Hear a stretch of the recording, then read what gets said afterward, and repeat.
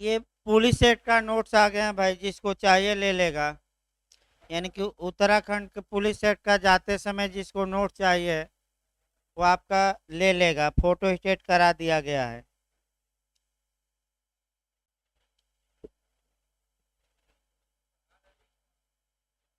ये लिखवा जाएगा शनिवार को।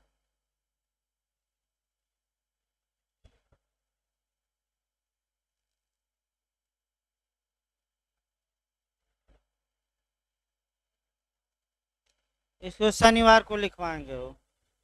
अभी कल तक लेक्चर चलेगा। सीआरपीसी लिखवा देंगे नया। हाँ, शनिवार को लिखवाया जाएगा।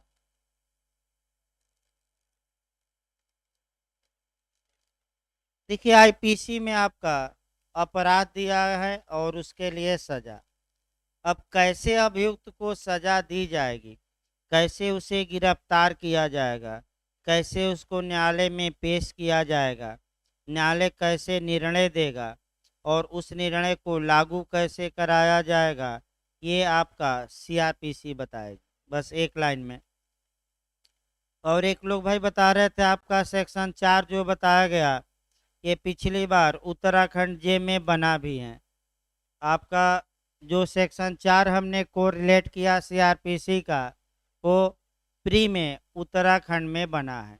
तो फिर एक बार आपको सलाह दी जाती है कि जो लोग उत्तराखंड एपीओ देना चाहते हैं, आपका आप सोचेंगे कि यहाँ से क्वेश्चन नहीं बनेगा, वहीं से वो बनाएगा।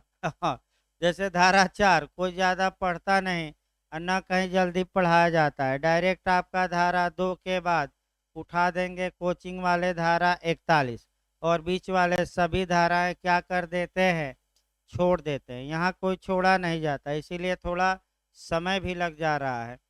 लेकिन आपका यह है कि कंपटीशन के लिए पूरी तरह परिपक्व होना है। अगर बीच बीच में 10 चैप्टर छोड़ दिए तो आपका परीक्षा ही नहीं निकलेगी। तो सेक्शन 4 पिछली बार आपका उत्तराखंड जे में आया था कि आईपीसी के तहत अपराध के लिए जांच और विचारण में सीआरपीसी की प्रक्रिया अपनाई जाएगी। सीआरपीसी की 21 धारा में है, तो क्या मार्कर आएंगे अगर रिपीट कर दे? 4। हमने बताया भी था। अब आइए आपका आईपीसी देखा जाए, और आईपीसी अब सही है, आपका आईपीसी सीआरपीसी एक साथ पढ़ना भी चाहिए। इसका फायदा ये होगा कि आईपीसी सीआरपीसी एक ही सिक्के के दो पहलू हैं। अर्थात आईपीसी में जो अपराध है उनके लिए अभियुक्त के विरुद्ध कैसे कार्यवाही की जाएगी, इस बात का उल्लेख ही कहाँ मिलता है? सीआरपीसी में। तो आइए हम चल रहे थे आपका, सबसे पहले अपराध बताए थे, थेफ्ट बताए थे। इसके बाद हम बता चुके हैं एक्सटॉर्शन या उद्यापन बता चुके हैं, और हम बता रहे थे रॉबरी या लूट। यानी कि लूट बता रहे थे। हमने बताया कि लूट चोरी और उद्यापन का ही गंभीर रूप है। चोरी ही कुछ दशाओं में लूट या रॉबरी में कन्वर्ट हो जाएगी, या आपका एक्सटॉर्शन ही कुछ कंडीशन में आपका रॉबरी में कन्वर्ट हो जाएगा। तो अगला क्वेश्चन ये बनता है कि लूट किसकी हो सकती है? चल संपत्ति की, अचल की, दोनों। तो चोरी से कन्वर्ट होकर जाएगा तो केवल चल, और एक्सटॉर्शन से कन्वर्ट होकर जाएगा तो चल अचल दोनों। तो भाई चोरी और एक्सटॉर्शन अलग अलग नहीं पूछ रहा है, दोनों को मिक्स करके पूछ लिया कि लूट किसकी हो सकती है। तो चल संपत्ति की, अचल की, दोनों। दोनों मार कर आइए। क्यों? क्योंकि चोरी से जो कन्वर्ट होगा एक्सटॉर्शन में, वह आपका कह सकते हैं कि चल, और एक्सटॉर्शन से जो होगा लूट में, वह चल अचल दोनों। तो दोनों मार कर आइए। लेकिन अगर यही क्वेश्चन थोड़ा घुमा दे, देखिए नया मॉडल, कि जब चोरी लूट में कन्वर्ट होगी तो लूट किस संपत्ति की होगी। अगर ये स्पष्ट लिखा रहे क्या कि जब चोरी लूट में बदले तब लूट किस संपत्ति की, तब तो आपका क्या जवाब रहेगा? केवल चल संपत्ति। और यही क्वेश्चन फिर हम घुमा रहे हैं कि जब एक्सटार्सन आपका लूट में कन्वर्ट होगा तब वह किस संपत्ति की लूट हो सकती है, दोनों मार कर आना है, क्योंकि उद्यापन चल और अचल यानी कि मूवेबल और इमूवेबल दोनों प्रॉपर्टी का हो सकता है। इसके बाद आइए देखा जाए चोरी कब लूट में कन्वर्ट होगी। ये कल हम बता चुके थे और ज़रूर याद रखिए जो टेक्निकल क्वेश्चन हमने बताया फिर एक बार हम दोहरा रहे हैं। मात्र बल या हिंसा यानी कि चोरी में मात्र बल या हिंसा के आधार पर वह लूट में कन्वर्ट नहीं हो जाती। जो बल या हिंसा का प्रयोग किया गया है या जो भय दिखाया गया हो वह आपका एक तो स्वेच्छा दिखाया गया हो, दुर्घटनावश नहीं, और दूसरा जो उद्देश्य धारा 390 में दिए गए हैं। तो कितने उद्देश्य हमने बताए थे? 3। कौन कौन? चोरी करने के लिए, चोरी करने के दौरान यानी कि चोरी करने में, और चोरी द्वारा प्राप्त संपत्ति को ले जाने में। अगर अपराधी जानबूझकर माने स्वेच्छा आपका भय दिखाता है तब वो चोरी किस में कन्वर्ट होगी? लूट में। और एक दो उदाहरण हमने बताया था और वह उदाहरण थोड़ा अच्छे से तैयार रखना है। और वह जो उदाहरण है आपका कह सकते हैं कि एक चोर है, अपने सिर पर बक्सा ले जा रहा है, बक्सा को फेंक कर भागने लगा और तब भी लोग पीछा कर रहे हैं। अपने को बचाने के लिए लोगों पर वह पत्थर बरसा रहा है। तो बताइए क्या ये चोरी तो किया, लेकिन क्या ये लूट में कन्वर्ट होगी? नहीं। क्यों? क्योंकि जो 3 उद्देश्य था चोरी करने के लिए किया नहीं, पत्थर नहीं बरसाया, चोरी करने के दौरान बरसाया नहीं, और चोरी द्वारा प्राप्त संपत्ति को ले जाने भी नहीं बरसाया, क्योंकि संपत्ति को पहले ही छोड़कर और क्या कर रहा था? भाग रहा था। ऐसी जो समस्याएं हैं आपका इनसे भी रूबरू और अच्छा क्वेश्चन बनता है। पॉकेट मार वाला भी उदाहरण याद रखिए। पॉकेट में बम या बंदूक थी तो भाई पॉकेट मारी के लिए, चोरी के लिए भले दंडित हो लेकिन मृत्यु के लिए नहीं, क्योंकि स्वेच्छा से उसने मृत्यु नहीं की। वह मात्र और मात्र क्या मानी जाएगी? दुर्घटना। यानी कि एक दुर्घटना हो गई जिसमें कि आपका न तो आशय था, न ज्ञान था और न विश्वास करने का कारण था, फिर भी अगला व्यक्ति क्या हो गया? मर गया। अब आइए एक्सटार्सन कब आपका लूट में कन्वर्ट होगा ये हमें बताना है। तो आपका एक्सटार्सन पहले बताया जाए और तब उसको किस में कन्वर्ट कराया जाए? लूट में। देखिए एक्सटार्सन आपका 383 की परिभाषा। कोई व्यक्ति है किसी दूसरे व्यक्ति को या अन्य को क्या डाला है? छत के भय में। किस भय में? छत के। और उस दूसरे व्यक्ति या अन्य को, अन्य से माने उसी व्यक्ति से या किसी अन्य से आपका क्या मांग करता है? या तो कोई संपत्ति की मांग करता है या मूल्यवान प्रतिभूति की, या किसी दस्तावेज पर आपका हस्ताक्षर या अंगूठा लगवाता है, और दस्तावेज ऐसा है, कागज ऐसा है जिसे वैल्यूएबल सिक्योरिटी या मूल्यवान प्रतिभूति के रूप में कन्वर्ट किया जा सके। तो एक साइन करा दिया जाए। ए बी को धमकी दिया कि अगर तुम अपने चेक पर साइन करके हमें नहीं दिए तो मैं तुम्हें जान से मार दूंगा। बी डर गया, चेक पर साइन कर दिया। तो बताइए चेक से, चेक जो है वह मूल्यवान प्रतिभूति में कन्वर्ट हो सकता है कि नहीं? हो सकता है। और बैंक में जाइए तो क्या मिल सकता है? पैसा। यह सादे कागज पर ही अंगूठा लगवा लिया, पूरा प्रॉपर्टी लिखवा लिया, तो ये आपका एक्सटार्सन माना जाएगा। अब यहीं आपका सब कुछ तत्काल तत्काल तत्काल हो तो ये एक्सटार्सन आपका राबरी में कन्वर्ट हो जाएगा। यानी कि देखिए क्षति का भय दिखाया गया है, और इसी में लिख दे क्षति का भय दिखाया गया, तब तो आपका एक्सटॉर्शन इसी में दे दिया। तत्काल मृत्यु की क्षति का भय, तत्काल उपहत्य का भय, तत्काल सदोष अवरोध का भय दिखाया गया। तो जब सब कुछ क्या हो, अर्जेंट हो, तुरंत हो, और तत्काल क्षति का भय ही नहीं दिखाया गया, उसी समय और उसी स्थान पर जहाँ भय दिखाया गया है प्रॉपर्टी ली जा रही है, कहा जा रहा है कि तुरंत आप प्रॉपर्टी हमें क्या करिए, दीजिए, और ये भय दिखाया गया है और बेईमानी से उत्प्रेरित किया जा रहा है कि आप तत्काल ये अपनी प्रॉपर्टी दीजिए, और जिसको भय दिखाया गया है उसके सामने अभियुक्त हैं, माने उसी के सामने क्या है, उपस्थित। तो ये जो एक्सटॉर्शन होगा ये कन्वर्ट हो जाएगा लूट में। एक उदाहरण देखिए आपका इस पर, एक उदाहरण सबसे अच्छा देखिए भाई। ए बी को क्षति का भय दिखाता है और कहता है कि हे बी, तुम्हारा पुत्र सी हमारे गैंग की टोली में है, अगर तुम 1 लाख रुपया हमारे खाते में ट्रांसफ़र नहीं किए तो तुम्हारे पुत्र को मार दिया जाएगा। अब दिमाग यहीं लगाना है, क्या तत्काल मार दिया जाएगा कि मार दिया जाएगा? तो ये उद्यापन होगा, लूट नहीं होगा। लेकिन अब देखिए उद्यापन, हल्का सा अंतर।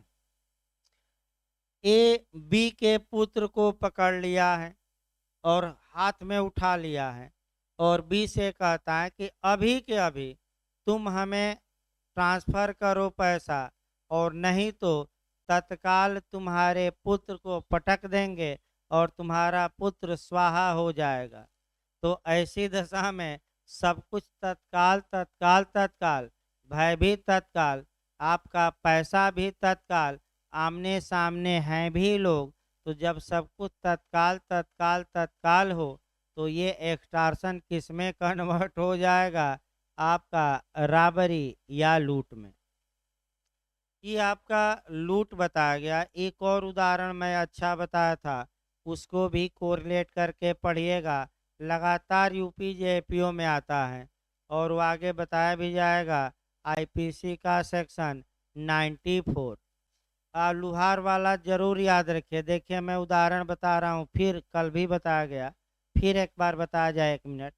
एक लुहार हैं और डकैत उसको पकड़ लेते हैं, मृत्यु का भय दिखाते हैं और कहते हैं कि चलो सुनार की खजाने का ताला तोड़ो और नहीं तो तुम्हें जान से मार दिया जाएगा।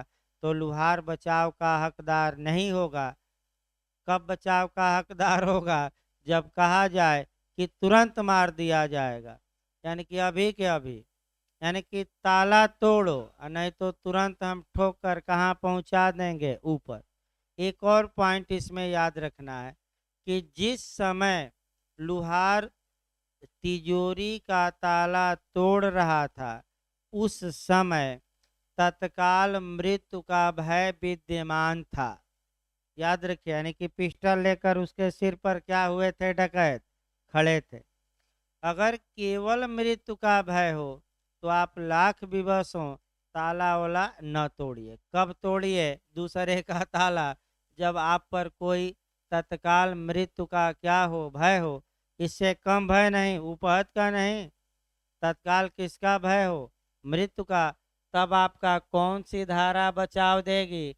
94। कोई बचाव ही नहीं लेता, कोई बचाव ही जल्दी नहीं लेता अभियुक्त। क्यों? क्योंकि इतना साबित करना थोड़ा मुश्किल है। एक बचाव लिया था और वह भी विफल हो गया। लीडिंग केस है, बारेंद्र कुमार घोष बनाम इम्परर, और वह बचाव लिया लेकिन बचाव मिल नहीं पाया। तो आपका आगे बताया जाएगा वो तो भाई, क्योंकि आपका बहुत लंबा चल जाएगा। अब आइए आपका डकैती बता दें, तब आपका सेक्शन शुरू किया जाए। और डकैती, इंग्लिश में भी डकैती कहा जाता है। डकैती की जो परिभाषा दी गई है वह 3 9(1) में दी गई हैं। पहला तो ये याद रखिए।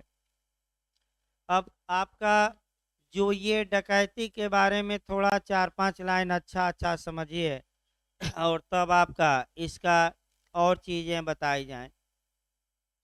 देखिए आपका जब अंग्रेज थे तो अंग्रेज़ों के काल में जो ये डकैती होती थी वह एक कह सकते हैं कि काफ़ी प्रसिद्ध अपराध था।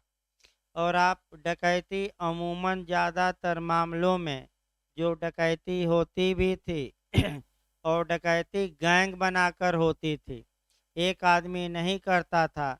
आप देखे होंगे, अगर पुरानी फिल्में आप देखें, उस पर गौर करें तो पुरानी फिल्में डकैतों पर ज़्यादा बनी हैं। और आप देख सकते हैं जैसे गब्बर सिंह से लेकर तमाम डकैत आपका डकैत डकैतों पर ज़्यादा बनी है। डकैत आते थे तो पहले अब सूचना देते थे कि इस तारीख को इस सेठ के यहाँ हम डकैती डालेंगे, हिम्मत हो तो पुलिस बुलाइए और आप अपनी तिजोरी क्या करिए, बचा लीजिए। तो फिल्में में देखे होंगे कि पूरा पुलिस छापी रहती थी, डकैत आए और तिजोरी लूट कर क्या हुए, भाग गए। पुलिस पीछा की, पकड़े नहीं गए। वो भले बाद में पकड़ लिए जाते हैं, वो अलग बात है, या ठोक दिए जाते हैं, अलग बात है। डकैती एक आम अपराध था।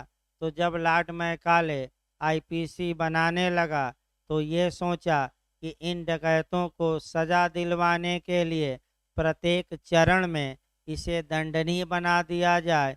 यानी कि डकैती के लिए एकत्र होना, डकैती की तैयारी करना, डकैती का प्रयत्न करना और डकैती करना, यानी कि चारों दंडनीय। अभी हम धारा बताएंगे, फिर एक बार याद रखिए जो इस समय वर्तमान समय का क्वेश्चन यही बन रहा है कि डकैती दंडनीय है, तो पहले डकैती समझिए, उसके बाद ये सब बताया जाएगा।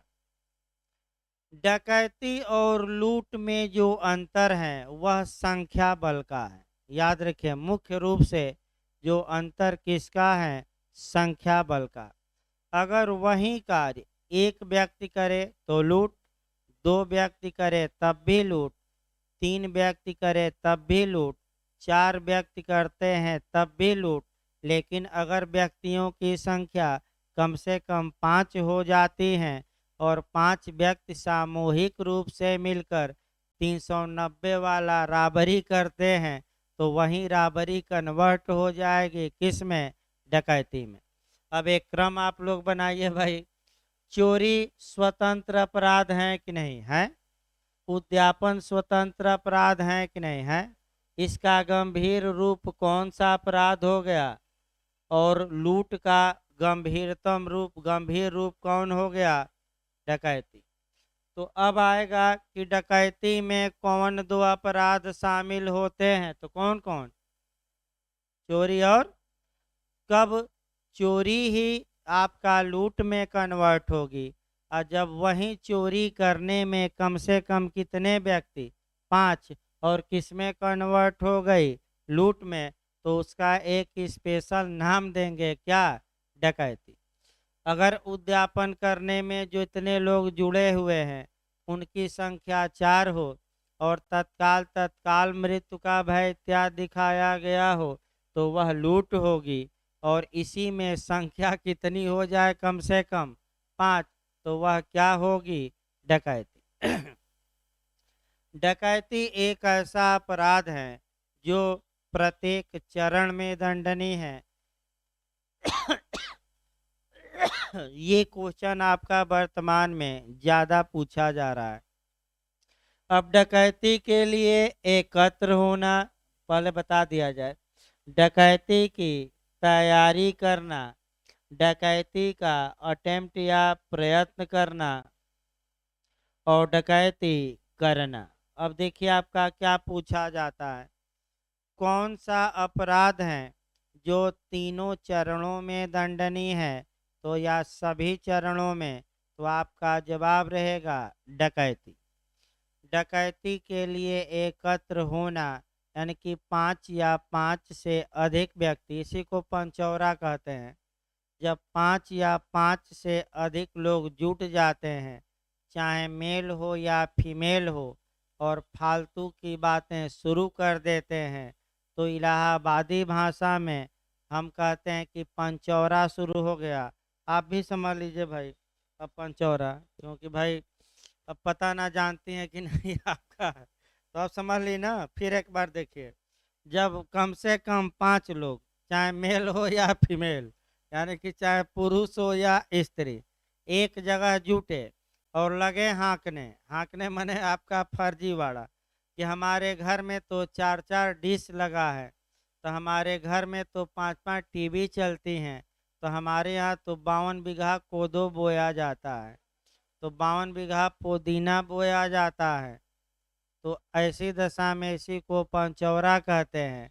और जब आपका ये पंचौरा थोड़ा आपका विकृत रूप ले लेगा, माने इसका बिगड़ा रूप, तो बकैती कहने लगते हैं। तो याद रखिएगा, पंचौरा और बकैती में अंतर है। बकैती माने पंचौरा क्या हो गया, 5 लोग जुटे, अब बहसाबाजी तेज हो गई, तो क्या कहा जाता है, बकैती। तो हॉस्टल में सुनी हो कि नहीं कभी, कि बकैती ना करो ज़्यादा।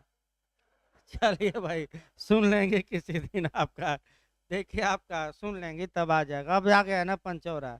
तो उसी प्रकार याद रखिए, जब 5 व्यक्ति जुटते हैं सामूहिक रूप से, चाहे दरवाजा पर कोई खड़ा हो और चाहे सभी अंदर गए हों या रास्ते में देख रहा हो आदमी, लेकिन सबको मिलाकर कम से कम कितने व्यक्ति, 5। तो अगर 5 व्यक्ति एकत्र हुए हों, योजना बना रहे हैं किसकी, डकैती की, तो डकैती की मात्र प्लानिंग बनाना भी आईपीसी के तहत लॉर्ड मैकाले दंडनीय बनाकर चला गया। आइए, डकैती की तैयारी करना। तैयारी का मतलब ये हुआ कि कम से कम 5 व्यक्ति थे और साधन जुटा रहे थे, हथियार जुटा रहे थे, गोला बारूद जुटा रहे थे, ताकि हम क्या करेंगे, डकैती करेंगे। तो डकैती की तैयारी करनी भी, प्रिपरेशन करना भी क्या है, दंडनीय। डकैती का प्रयास करना भी दंडनीय है। यानी कि इसका मतलब ये आया कि अगर आप डकैती किए नहीं, डकैती का प्रयास किए, तो एक प्रयास करवा दिया जाए। ए बी को पिस्टल सटाया और कहा कि भाई अपना पूरा, माने 6 लोग थे, एक रास्ते, बी रास्ते में जा रहा था, 6 लोग उसको घेर लिए हथियार के साथ और कहे कि तुम अपना पर्स निकाल कर हमें दे दो, लेकिन तब तक आपका पुलिस का सायरन बजा और 6 क्या हो गए, भाग लिए। तो बताइए आपका, मैंने डकैती कर डाले थे कि डकैती का प्रयास किए। तो डकैती का प्रयास करना भी क्या होगा, दंडनीय। और पर्स ले ही लिए, तब तो भाई डकैती हो ही गई। यानी कि फिर एक बार याद रखिए, डकैती एक ऐसा अपराध है जो चार चार माने एकत्र होना भी दंडनीय है। ये राजस्थान तमाम जगह पूछा। डकैती की तैयारी करना भी, डकैती का प्रयत्न करना भी, और डकैती करना भी। अब जो अच्छा क्वेश्चन आपका बनता है, वह ये बनता है कि डकैती और डकैती करने का प्रयत्न, तो अब ये रख दीजिए, तो एक जगह देखिए मिस कर रहा है।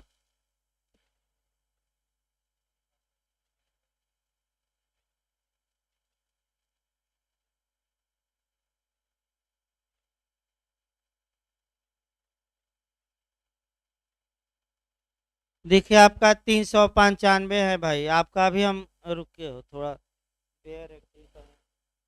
हाँ, देखिए आपका ये क्वेश्चन ज्यादा पूछ रहा है, 395 अभी झारखंड में भी भरमा दिया था, कई लोग आपका गलत करके आए।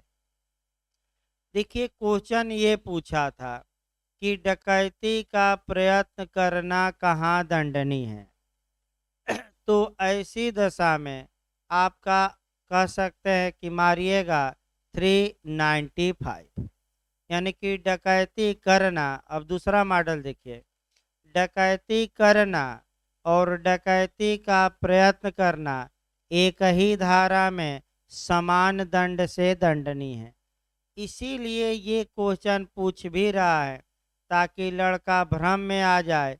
और आपका 391 से पहले जोड़कर पढ़ा जाता है 391। फिर एक बार देखिए, 391 में डकैती और डकैती का प्रयत्न दोनों दंडनीय है।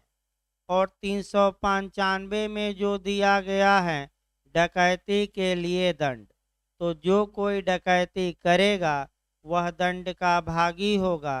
तो थोड़ा दिमाग स्थिर करके करना है कि प्रयत्न 395 में स्पष्ट रूप से लिखा नहीं गया है, लेकिन चूंकि 391 का दंड किस में है, 395, और 391 में क्या परिभाषित है, डकैती भी और डकैती का अटेम्प्ट भी। अतः डकैती करना, फिर मैं बता दूं, ये जरूर याद रखिएगा, डकैती करना और डकैती का प्रयत्न करना, ये दोनों चीज़ें एक समान दंड से एक ही धारा में दंडनीय है। और ये क्वेश्चन बार बार रिपीट कर रहा है और लोग गलत करके भी आ रहे हैं किस धारा में, 395। तब डकैती का देखिए आपका समाप्त हुआ लगभग। डकैती में ज़्यादा पढ़ना नहीं है, कम से कम 5 व्यक्ति हों, सामूहिक रूप से आपका क्या करते हैं, लूट करते हैं, और व्यक्तियों की संख्या कम से कम कितनी हो, 5 हो, तो हम क्या कहते हैं उसी कार्य को, डकैती। भले वो साथ में हो या बिखरे हुए हों, यानी कि कोई दरवाजे पर है, कोई अंदर चला गया, कोई 200 मीटर आदमी देख रहा है कि पुलिस ना आ जाए, तो ये सब आपस में क्या होंगे, एक ही चट्टे बट्टे माने जाएंगे। और आपका सभी डकैती के लिए दंड के क्या होंगे, भाग। तो बहुत ज़्यादा इसमें पढ़ना नहीं है। अब आइए आपका सेक्शन वाइज चला जाए, क्योंकि इधर से आपका सेक्शन वाइज भी पूछा जाता है।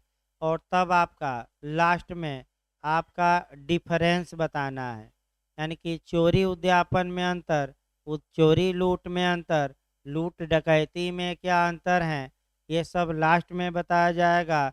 और खूब पूछा भी जाता है इंटरव्यू में और मेंस में। लेकिन सबसे पहले ये चारों अपराध बता दिया जाए, यानी कि डकैती तक क्या किया जाए, समाप्त किया जाए, तब अंतर भाई आगे देखिए आपका। अब आपका बेयर एक्ट से ही बता रहे हैं और उसी में आपका सेक्शन इधर कुछ याद करना पड़ेगा। और जो सेक्शन आपका बताया जाए कम से कम उसको याद कर लीजिएगा। देखिए आपका सेक्शन हम पढ़ दे रहे हैं और उसमें जो टेक्निकल बातें हैं वो बता रहे हैं। भाई देखिए आपका पहले तो 390, जो आपका सेक्शन 390 है, इसका एलस्टेशन बताना है। और आप बताइएगा कि लूट हुई कि नहीं। देखिए भाई उदाहरण, एक दो उदाहरण आपको सतर्क रहना है। देखिए ध्यान से आपका, क यह को दबोच लेता है और यह के कपड़े में से यह का धन उसकी सम्मत के बिना कपट पूर्वक निकाल लेता है। अब आप लोग देखिए ध्यान से, ए बी को दबोच लेता है, यानी कि सदोष अवरोध किया कि नहीं किया। और ए स्वयं बी के पॉकेट से उसका पर्स निकाल लेता है। तो आपको जो टेक्निकल क्वेश्चन हम बताए थे कि अगर अभियुक्त स्वयं अपने हाथों से संपत्ति हटाता है तो वह थेफ्ट या चोरी मानी जाएगी। और वह चोरी कब कन्वर्ट हो जाएगी लूट में, जब चोरी करने के लिए, तो चोरी करने के लिए है नहीं, चोरी करने के दौरान। तो यहाँ आपका चोरी करने के दौरान या तो मृत या उपहत, तो उपहत भी नहीं दिखा रहा है, मृत्यु का भय नहीं दिखा रहा है, लेकिन क्या किया है, सदोष अवरोध पकड़ लिया है। तो क्या किया है, तो अब ये चोरी लूट में कन्वर्ट हो जाएगी कि नहीं हो जाएगी, वो इसमें शक नहीं है। क्योंकि लूट के सभी आवश्यक तत्व इस मामले में आपका पाए जाते हैं। यानी कि जो पहला दृष्टांत है वह चोरी से किस में कन्वर्ट हो रहा है, लूट में। दूसरा देखिए, क य को राजमार्ग पर मिलता है, एक पिस्टल दिखलाता है और य की थैली मांगता है। अब आइए, ये जो है एक्सटार्सन होगा। देखिए, आपका ए बी को राजमार्ग पर मिलता है और बी को पिस्टल दिखाता है, यानी कि आपका क्या कहता है कि तत्काल हम क्या करेंगे भाई, तान दिया, इसका मतलब क्या हुआ, तत्काल मृत्यु का भय दिखा दिया कि नहीं। ऐसे किसी के सिर पर तान दीजिए तो तत्काल मृत्यु का भय हो गया कि नहीं, हो गया। और बी से कहता है कि तुम्हारे पास जो थैली है वह तुम अपने हाथों से मुझे दो। तो सतर्क ये रहना है कि जब जिसको भयभीत किया गया है या दूसरा व्यक्ति अपने हाथों से अभियुक्त को जब संपत्ति देता है और उसको भय दिखाया गया है, तो ये तो एक्सटार्सन होगा। लेकिन अगर तत्काल मृत्यु का भय दिखाया गया है तो यही एक्सटार्सन किस में कन्वर्ट हो जाएगा, लूट में। तो बताइए, ए बी पर पिस्टल तान दिया है तो ऐसी दशा में तत्काल मृत्यु का भय दिखा दिया है कि नहीं, दिखाया। और बी अपने हाथों से पर्स निकाल कर किसको दे दिया, ए को। तो सब कुछ तत्काल तत्काल तत्काल हुआ कि नहीं हुआ। तो ये जो एक्सटार्सन होगा किस में कन्वर्ट हो जाएगा, आपका किस में, तो राबरी में। तीसरा दृष्टांत देखिए, क राजमार्ग पर य और य के शिष्य मिलता है, उस शिष्य को पकड़ लेता है और यह धमकी देता है कि यदि उसकी थैली नहीं परिदत्त करता तो वह शिष्य को कागार के नीचे फेंक देगा, और थैली परिदत्त कर दी जाती है। अब आइए, ए है, मान लीजिए बी है और बी का शिशु सी है, ये दोनों जा रहे हैं रास्ते में। ए इनको मिलता है और बी के शिष्य को छीन लेता है। किससे छीन लिया, बी से, और उठा लेता है शरीर माने हाथ में, और कहता है कि तत्काल तुम अपना पर्स या थैली यहीं दो, और नहीं तो ये पहाड़ी देख रहे हो, इस पहाड़ी से हम क्या कर देंगे, तुम्हारे पुत्र को नीचे फेंक देंगे और तत्काल ये क्या हो जाएगा, नीचे जाएगा तो मर जाएगा। तो आप लोग बताइए, मृत्यु का भय दिखाया गया है कि नहीं, और सब कुछ तत्काल तत्काल तत्काल हो रहा है कि नहीं। पैसा भी तत्काल सामने भी है, और किसका भय दिखाया गया, मृत्यु का। और पैसा भी खुद ही भी अपने हाथ से निकाल कर थैली किसको दिया, आपका ए को। तो ये एक्सटार्सन से किस में कन्वर्ट हो गया, लूट में। अगला दृष्टांत लास्ट देखिए, क यह से यह कहकर संपत्ति अभिप्राप्त करता है कि तुम्हारा शिशु मेरी टोली के हाथों में है, और 10,000 रुपया नहीं दिए तो तुम्हारे शिशु को मार दिया जाएगा। अब आपको दिमाग यहीं लगाना है कि क्या तत्काल मृत्यु का भय दिखाया गया, और क्या जिसको भय दिखाया गया है वह अभियुक्त के सामने है, नहीं। क्योंकि हमारी टोली में है और मार दिया जाएगा, इसका मतलब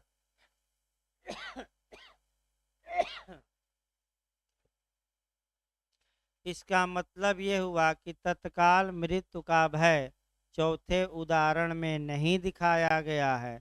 अतः जो चौथा उदाहरण होगा वह लूट न होकर केवल क्या होगा, उद्यापन। तो चारों उदाहरण बताया गया। इसके बाद आपका 391 डकैती की परिभाषा है, ये परिभाषा भी आपको बता ही दी गई आपका 391 में। अब आगे देखिए भाई 392। अब इधर आपका कुछ धाराएं रटनी है, दो दो लाइन की हैं। देखिए 392 लूट के लिए दंड है, तो जो कोई लूट करेगा वह कठिन कारावास, यानी कि सादा कारावास नहीं मिलेगा, जेल में काम करना होगा, सश्रम कारावास। देखिए, वह कठोर कारावास से जिसकी अवधि 10 वर्ष तक की हो सकेगी, यानी कि अधिकतम सजा कितना हो सकता है लूट में, 10 साल। सादा की कठोर की दोनों, केवल और केवल क्या, सश्रम या कठोर, और जुर्माने से भी दंडनीय होगा। और यदि, यही आपका क्वेश्चन अंडरलाइन करना है, यही पूछा जाता है, यदि राजमार्ग पर लूट की गई है और सूर्यास्त और सूर्योदय के बीच, माने कि रात में, यानी कि रात में लूट की गई और आपका कहाँ की गई, राजमार्ग पर, तो दंड की मात्रा थोड़ा बढ़ेगी और अधिकतम कठिन कारावास कितना हो सकता है, 10 साल। 10 साल 14, देखिए भाई आपका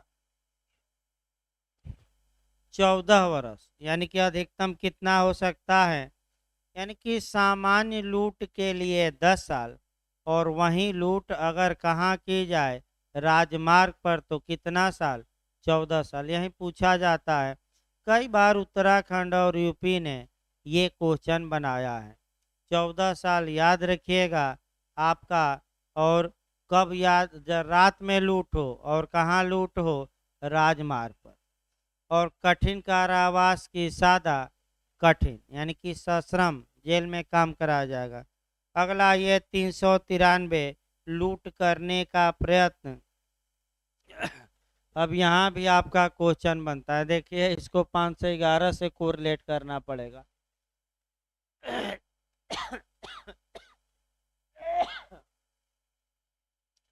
पहले 511 देखिए, तब 300 आपका 93 पढ़िएगा, अभी नहीं। अगर आई देखिए 511 अटेम्प्ट, यानी कि क्रिमिनल अटेम्प्ट या आपराधिक प्रयत्न के मामले में एक रिजुडियरी सेक्शन है, एक अवशेषी धारा है, एक अवशिष्ट धारा है। रिजुडियरी क्यों अवशिष्ट है, क्योंकि 511 तभी लागू होगी अगर अलग से आपका प्रयत्न को दंडनीय न बनाया गया हो। यानी कि अगर अलग से प्रयत्न को आईपीसी की किसी धारा में दंडनीय बना दिया गया है, तो ऐसी दशा में वह धारा लागू होगी, 511 वहाँ काम नहीं करेगी। तो आपका एमपी और इत्यादि राज्य मॉडल जो बनाते हैं, वो ये बना रहे हैं कि कब अभियुक्त 511 के तहत दंड का भागी होगा।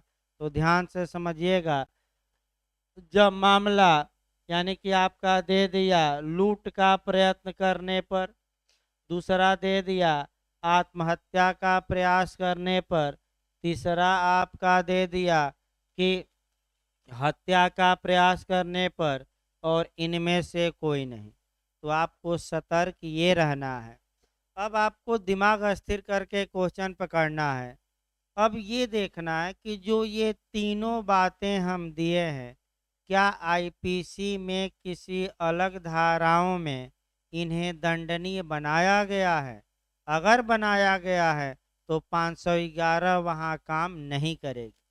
तो बनाया ही गया है। लूट का प्रयास कहाँ दंडनीय है, 393। आत्महत्या का प्रयास कहाँ है, आपका 309। और हत्या का प्रयास अटेम्प्ट टू मर्डर किस में है, 307। अतः इनमें से कोई नहीं, ऑप्शन सही होगा। यानी कि धारा 511 इन तीनों मामले में लागू नहीं होगी। क्यों, क्योंकि आपका तीनों मामलों में जो आपका प्रयत्न के लिए कानून है वह अलग से बना है। अब इसी में जोड़ देगा, एक दे देगा आपका चोरी का प्रयत्न, यानी कि लूट का दे दिया। 511 कब लागू होगी, दे देगा लूट का प्रयत्न, तो लागू नहीं होगी क्योंकि किसमें अलग से दंडनीय है, 393। आपका आत्महत्या का प्रयास लागू नहीं होगी, कहाँ दंडनीय है, 309। चोरी का प्रयास लागू होगी। क्यों 511 लागू होगी, क्योंकि चोरी के प्रयास को अलग से किसी भी सेक्शन में दंडनीय नहीं बनाया गया है। अब इसी में दे देगा डकैती का प्रयास, तो डकैती का प्रयास भी कौन सी धारा हमने बता रखी है, 395। डकैती और डकैती का प्रयास दोनों सेम धारा में सेम दंड से क्या है, दंडनीय।